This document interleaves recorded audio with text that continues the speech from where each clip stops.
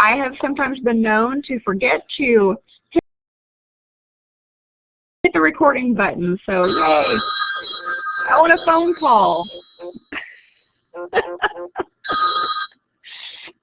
It's my husband. He works at another university, and he's going to have to wait. That's how important you guys are. I don't think I'll take a phone call on live lecture.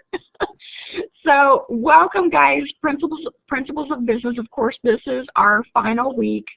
And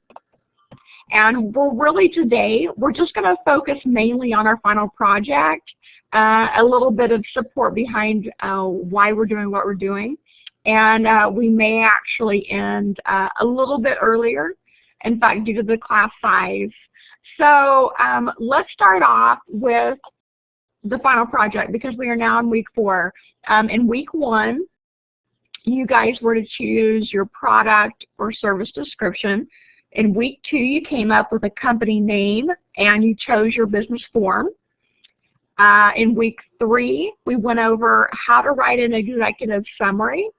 Have any of you started writing your executive summaries yet? This is a really hard, I think, a portion of the final project because so much relies on it. You have here a wonderful, because this is where a lot of your items afterwards will be based from. So you want to have a good executive summary. And I don't know if you remember from last week, though, we said it needs to be about 2 paragraphs long. So you don't want this to be too short, not too long. And this week, we'll be going over company objectives, a little bit about a mission statement, and how to choose your location as well. So I think you'll notice that in each live lecture, I've tried to cover something pretty big out of the final project just to get you ready for it. I'll have some people wait till the very last minute, so I'm really happy that you guys have been working ahead a little bit. Good job. Okay, so the power of one. At age 6, Tiger Woods practiced his golf swing in the mirror while listening to motivational tapes. Now, I don't know if you feel the same as I do. Oh, we were able to do PowerPoint? Yes, PowerPoint would be fantastic, Amber. Exactly. You could use PowerPoint or Google Slides, either one. Yeah, I think that's the best way to present. Yeah. So on Tiger Woods, I'm really not sure. I'm guessing that his dad had something to do with the motivational tapes, but I think it's kind of amazing that at 6 he was open to doing this. Martha Stewart catered birthday parties in elementary school because babysitting didn't pay well. And that kind of cracks me up. So Martha Stewart had a drive in her from a very young age, right? She was going to make it big. Babysitting was not where the money was. Sean Diddy Combs sold term papers and party tickets at Howard University, so he got a little background in the business that way. Richard Branson said his mom would shove him out of the car when he was 6 and tell him to find his way home. And do you guys know who Richard Branson is? Do you know of that name or what business he runs? Virgin Mobile, exactly. You got it. Billionaire and very creative and very outgoing. So this is where he started. I don't know if I do that to my children at age 6, but this became part of who he is. Condoleezza Rice got out of bed every day at 4:30 a.m. to spend 2 hours practicing ice skating before school. So that took a lot of dedication on her part and probably also on her parents as well. I understand that, Amber. I'm the same way. And Stephanie, I feel the same way, that I didn't realize Condoleezza was an ice skater, so maybe this was her goal as a child, that she was going to be a professional ice skater. And so she was putting in that extra hard work and practice. But again, I feel like everything that you do, everything you practice, goes into building who you become later on. So there's something that she learned in those early ice skating years that probably helped her to be successful too. I wonder if she still gets up at 4:30. She probably does. So I think it's always great to see where some people have begun, where very successful people have started from. Grading rubric. Again, we're going to go over it really quick for final project. I like to always bring this up because inevitably I'll have someone submit a PowerPoint where the items are maybe all over the place. So I would like for you guys to stick to this outline for your final project. So if you'll put your kind of visualization caps on, think of a PowerPoint or a Google slide. Do not wait until Saturday, Stephanie. Exactly. So if this were a PowerPoint, your first slide would be your company name. And if you want to get really fancy, you might have a slogan or a logo thrown in there. I don't know. You may have developed this business plan to that point. And I sometimes have students do that. On your next slide is going to be your executive summary, 1 to 2 paragraphs. And at the top of each slide, I'd like for you to have a title, executive summary, followed by those 2 paragraphs, company objectives, followed by your objectives that you'll come up with. The whole final project is on PowerPoint. Yes, it is, Stephanie. So it should all be contained within the PowerPoint or the Google slide. I have had people use Word before, but it gets kind of difficult. I think PowerPoint and Google Slides are a lot more flexible for this type of project. So company objective, mission statement on a slide of its own with the title at the top that says mission statement. Type of formation, you guys recall the types of formations that we've gone over. Sole proprietorship, partnership, LLC, corporation. So anyway, there's lots. You chose the one that was best for you. You're going to be one of those storyteller people. That's okay too. That's okay too. Okay, so next, your products and services. You're going to tell me what your product or service is, a nice description. Notice that it's worth 10 points. So that needs to be well explained. Your competitive advantages, what makes you different. Your ideal location, we're going to talk about that in a minute, specifically where you want your business to be. Your market analysis is the 3rd section. Your industry research, you're finding out who else provides the same product or service, what they do, where do they do it. And you're going to come up with 2 main competitors. You can use the internet for this as well. And you need to come up with their strengths and weaknesses. An example might be, say you're opening some type of retail store, and there's a couple different stores that you know would be your competitors. Maybe you've been in that store before, you've shopped for something, and kind of highlight what you liked about it and what you didn't like about it and their strengths and weaknesses. And then in your business, you're telling us, you know, what you're going to do different, how you can improve upon this. So 20 points in that area. Management summary, list of job positions and skills for each. So president, vice president, or partners, secretary, janitorial. I don't know what all you're going to have in your business. I don't know how big your business will be. But give me a list of the positions that you imagine you will have. It will be fun, Stephanie, exactly. The positions you imagine that you will have, and just about a 1-sentence description of the skills that you would need for that position. And then an organizational flow chart with, of course, the owners or the CEO or whatever it might be at the top flowing down. Okay, so organizational chart so that I can visually see how your business would be set up. And then lastly, you're going to use at least 5 sources, so you'll need to have citations at the end. And the slide aesthetics, how do they look? Was this easy to read? Was it easy to understand? And I have to tell you guys, just from experience with PowerPoints and Google Slides, the more tied together the slides are, the better the presentation will look. So using a single theme throughout is a good idea. If you're using clip art that's cartoonish, use that same theme throughout. Or if you're using real pictures, use that throughout as well. Also using the same type of font and the same general size of font as well. So all of these things go into making a good presentation that's going to make a positive impact, right? Oh, are you having a meltdown, Amber?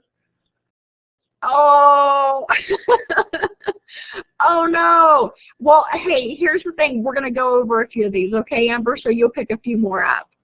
Let me see. It's 1 o'clock. Is he starting to get sleepy?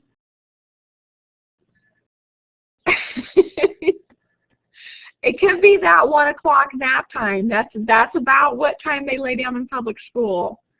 He's been down for about 15 minutes. Yes, yes, yes. And also, realize when I put the recording up, Amber, you're welcome to go back and watch it as well, okay? So now we're going to look at the mission statement more in depth, okay? More in depth. Here's a few different mission statements. Mission statements do not have to be several paragraphs long like an executive summary is. It's focused. It's a little bit shorter. So Starbucks, one that we're pretty familiar with. Starbucks' mission is to inspire and nurture the human spirit. 1 person, 1 cup, 1 neighborhood at a time. Let me get my sunshine pointer out. Okay, so Starbucks. Amazon's mission is to be Earth's most customer-centric company, to build a place where people can come to find and discover anything they may want to buy online. And I think you'll agree that Amazon is just almost there. It seems like you can find almost anything on their website. Google's mission is to organize the world's information and make it universally accessible and useful. And there's a lot more that goes into that than we realize. We sort of take for granted all the things that Google provides for us. Chili's Bar and Grill mission is to spice up everyday life, so it's very short and sweet there, okay? So these are a few different examples of mission statements. Also, you're going to have to come up with some objectives for your business.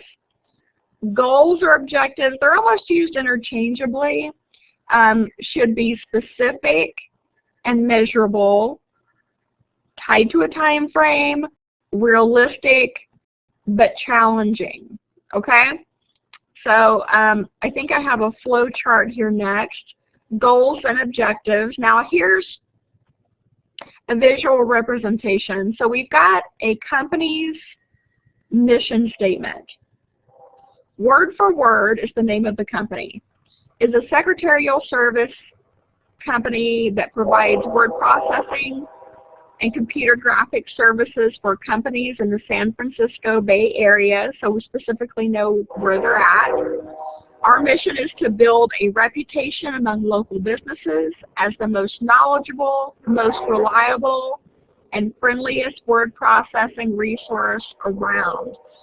So you can notice from this mission statement that they pulled 3 goals from that, 3 specific goals.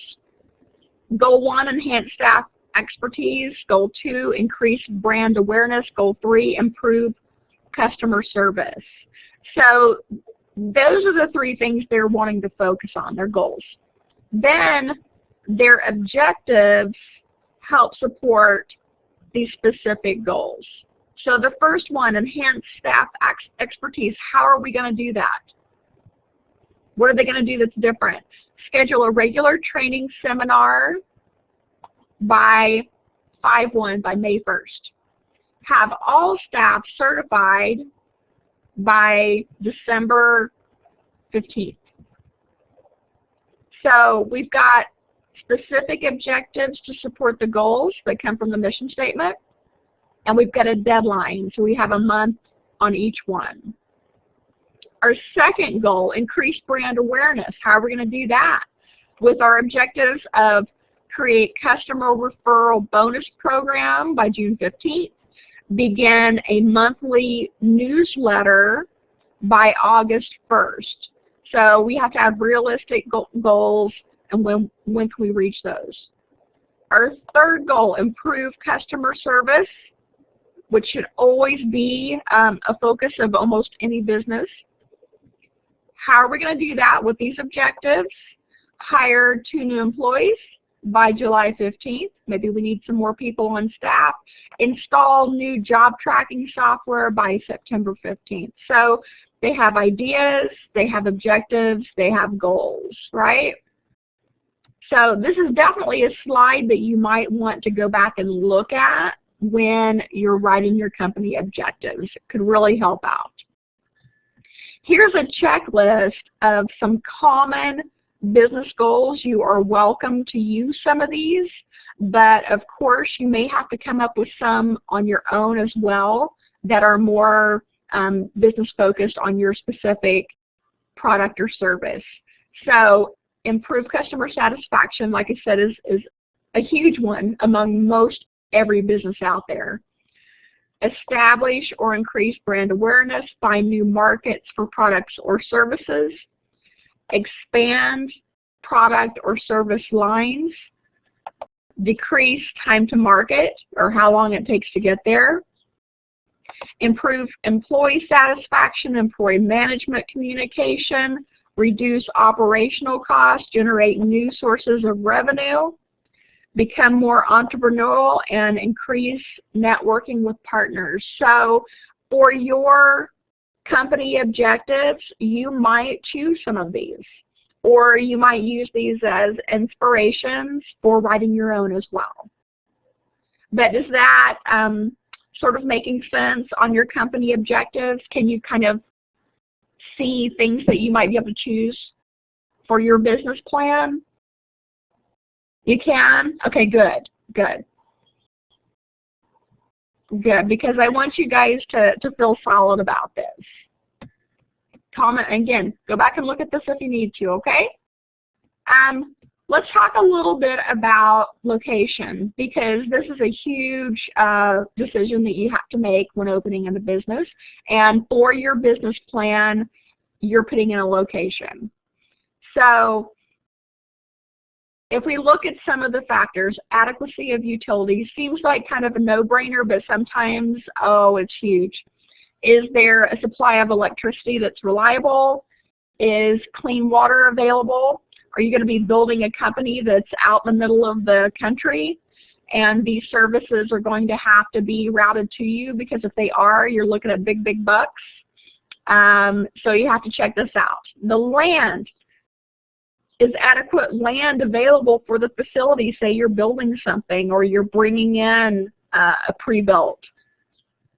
How much does the land cost? In general, it's going to be a little more expensive in larger cities than in smaller ones, so that might be a deciding factor. Labor market conditions. Are workers with the right skills available, and how expensive is the labor? So you're going to find out if you have people in your area that are trained to do this already, or you're going to have to train them yourself. And once they are trained, how much will you have to pay them hourly to keep those employees?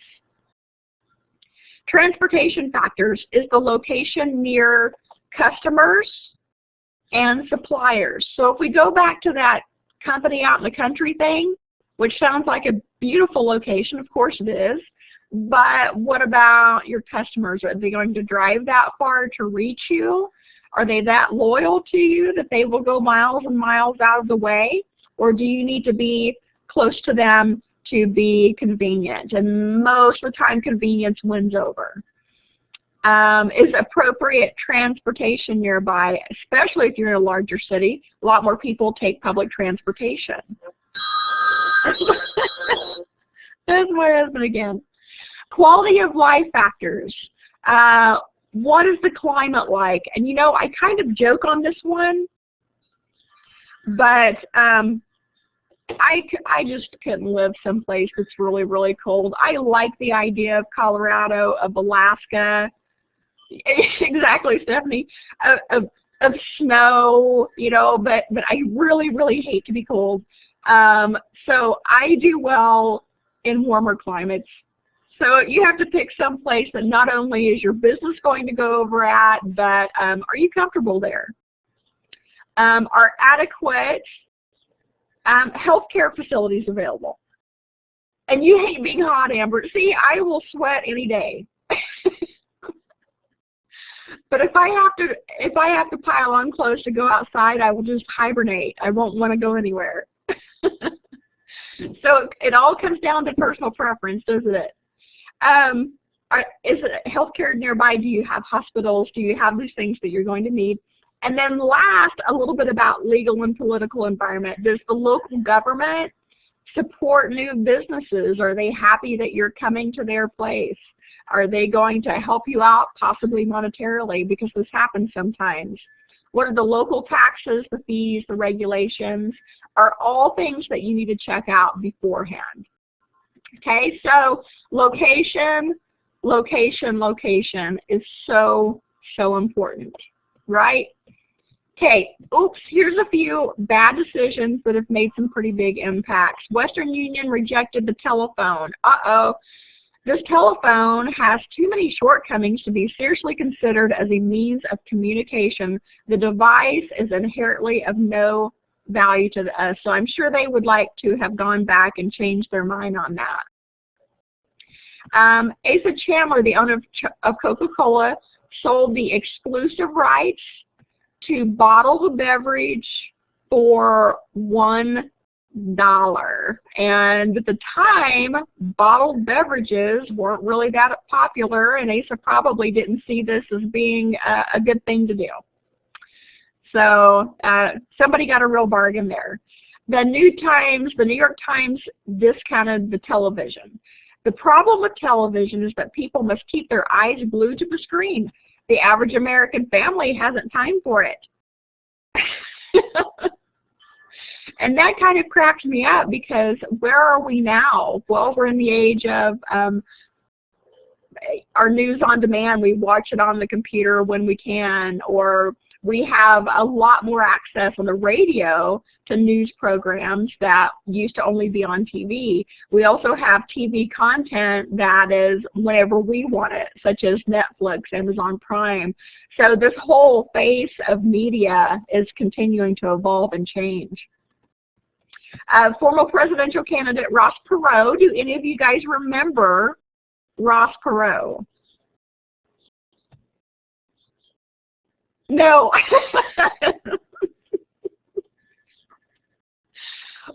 Felicia remembers. Okay, great, great. Well, Ross was before many of your time, probably before you even married, and he was a very untraditional presidential candidate. Ross Perot blew a chance to buy Microsoft because he would not meet the asking price. You try not to follow, well, yeah, exactly, Amber. I understand that too. Well, he was kind of funny. He really was. A definite business person trying to run for president.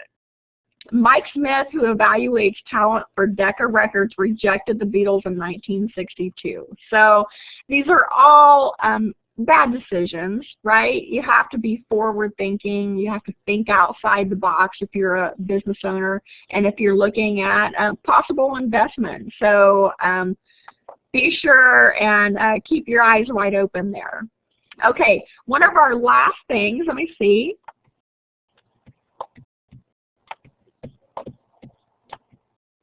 Oh, we have just a few more slides. Sorry about that. The magic number, I read this the other day and I really love it. If any of you go into the management area, I think it's something to really keep in mind. The magic management number is 6. So whether or not you're opening your own business or you're managing somebody else's business, they have found that 6 hours per week with each employee is the magic number. If you're less than 6 hours, if you're seeing them less than 6 hours or communicating with them, you're seen as disengaged. If you're spending more than 6 hours with each employee, you're micromanaging or sort of hovering. So this was a result of a survey of 32,000 people from Research Forum Leadership IQ. So what they saw was, as people rose from 1 to 6 hours spent with their direct leaders, they became 29% more inspired about their work. So in other words, you could inspire your employees to connect more to their work. They became 30% more engaged, more likely to stay at the company. They became 16% more innovative or creative. And they became 15% more intrinsically motivated, so trying to figure out tasks and doing things on their own. So can you see where this could be a very important key to communication with your employees and for building your company, right? So if we go on to, here's where we run into a problem. Oh, okay, great, Felicia. Hey, I'm glad you came for a little bit. Have a good rest of your day. If managers need to interact with direct employees for 6 hours per week, they can't really manage more than 6 to 7 people. So if you have 50 employees, but you're not really managing 50 employees. So one person, one manager over 50 employees is really pretty unrealistic. You don't have the time to make connections with them. They probably don't feel connected to you. Since I teach online, it's amazing how much interaction I receive with my bosses. Several times a week, the president of CCC sends me an email about job openings in our area, and it's that little connection there that makes a difference. His door is always open. So if you want to come talk to him, you can. So if you have 50 employees and you need to spend at least 6 hours with each one, can you see where you're going to need a few more assistant managers or a few more people to help out, to help make those connections so that you can manage a successful business? So anyway, keep it in mind, 6 is supposed to be the magic number. In our jobs, we want to create jobs that our employees use a variety of skills, because you know you can get burnout doing one thing over and over. They want to have task identity specifically to them. Task significance, you want to feel like you're really making a difference. You don't have a job problem with that, so you must do lots of different things, Stephanie. That's how I am as well. Employees also want to feel a certain amount of autonomy, that they can do some things on their own, and they want feedback, whether it's positive or negative. Either way, the positive makes you feel good, and the negative helps you grow and change and become a better employee or a better manager. So just a little bit about Generation Y. I have so many of my friends, I'm in the 40-something age group, that just don't understand Generation Y. So 76 million kids were born between 1978 and 1998. They're very self-confident and outspoken. Not all employees understand Generation Y. They don't think they're very industrious, but in fact, they volunteer more than some of the other generations. They switch quickly from work and embrace a fast-paced environment, so they're more likely to work nights or work weekends. They're perfectly open to this idea of not having a Monday through Friday 8 to 5 job. Yeah, well, great, your son's in that area. Okay. Concerned about the environment, more volunteering. Oh, that's fantastic, Stephanie. Exactly. And Amber, you are a Gen Y-er then. Okay, so key characteristics that you've got. Tech savvy, you know the computers. You didn't have to learn how to single click and double click, because I did back in the day. And Kira, you would also be considered Generation Y. Fantastic. They're more a diverse population. They're idealistic. They are all into fulfillment. They're very goal-driven. So if you've got a Generation Wire, give them goals to work towards. They're focused on now what's happening today or this week. Long-term goals are a little far out there, but they can chunk it into pieces to achieve that long-term goal. So, for instance, you guys working week to week for 4 weeks at a time, at the end of the 4 weeks you finished a college class, which is amazing. And they're very change-oriented. They embrace change, whereas some of the older generations are very change-hesitant. Change is scary. Change is hard. A Generation Wire is like, all right, let's get it done. So I wanted to highlight some really positive things about you. Lastly, there is a big move in business to go lean and green to help eliminate some of the waste, hopefully by recycling within your business, improvements in efficiency, reduce your inventory because we can get products so much quicker than we used to, and think green in your supply chain. So I want you to take just a moment to think about the business plan that you're writing.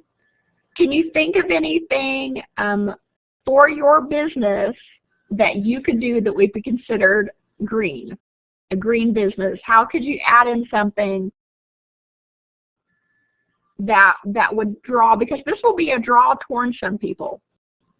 Invoices are not paper but email. Yes, Stephanie, we waste a lot of paper.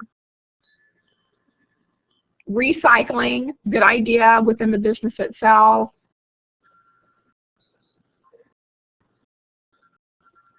Exactly.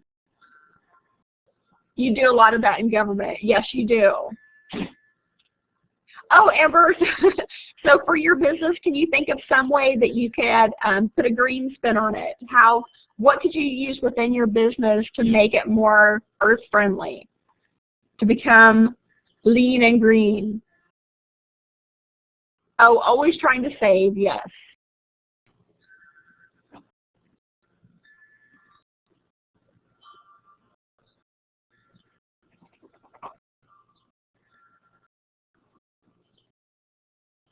And you know, Amber and Kiera, this may be something that you just naturally do as well because of your generation. Would you say our bus makes us shut the lights off if we're not in our office or out in the field? Yes, very good, to save on electricity. Yes. I've known some businesses that have installed solar panels in the last few years, maybe on the roof of their businesses. I used to run a natural cleaning business where I cleaned people's homes, and I made all the products from natural ingredients, cutting down on chemicals. Oh, recycling, using a website or email. Yes, exactly. Maybe instead of billboards, right? Some people still really put a lot of money into billboards, but we can actually do so much of that digitally now. Very good. So you guys have a lot of ideas in this area. Yes, exactly. Okay, so you might keep it in mind. Keep that in mind for your future job, right? Oh, fantastic, Amber. Love that. Start them young. You got it. Okay, and our last slide for the day, guys. We're ending just a little bit early. Any questions, comments, concerns? You guys are doing your final project. It's going to be amazing. You're going to have it turned in by Saturday at midnight. However, I will take assignments up until Sunday at midnight. Okay, so if you have other things that you need to get turned in, please do. Every point makes a difference. Exactly. Hey, you've got 20 minutes left over. Might as well work on your project. That's right. Thank you, Kiera. Hey, guys, it's been great having you in class. And maybe I'll see you in classes in the future. Okay, great, Amber. Great. Have a good day.